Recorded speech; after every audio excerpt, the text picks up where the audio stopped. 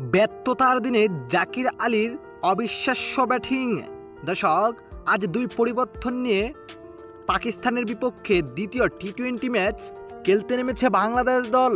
জিততে পারলেই সিরিজ নিশ্চিত, হারলে আরও একটি চান্স আছে। তবে এই চান্সটি কাজে লাগাতে চান লিটন বাহিনী। এদিন শুরুতে ব্যাট করতে নেমেছিল বাংলাদেশ। শুরুতে ব্যাট করতে নেমে নাইম শেখ রীতিমতোই ব্যর্থ। মাত্র 3 রান করে ফিরে যান।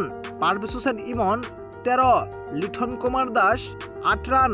তৌহিদ হৃদয় অপ্রত্যাশিত রান আউট হয়ে টেবিলিয়নে ফিরে যান।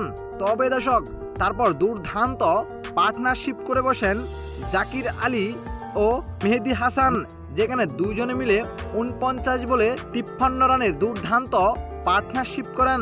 তবে ক্যাচ দিয়ে টেবিলিয়নে ফিরে যান মেহেদী হাসান 25 বলে 33 রানের দুর্দান্ত ইনিংস। তবে শেষ পর্যন্ত জাকির আলীর দুর্দান্ত ব্যাটিংয়ে লড়াকু পুঁজি করতে পেরেছে বাংলাদেশ দল।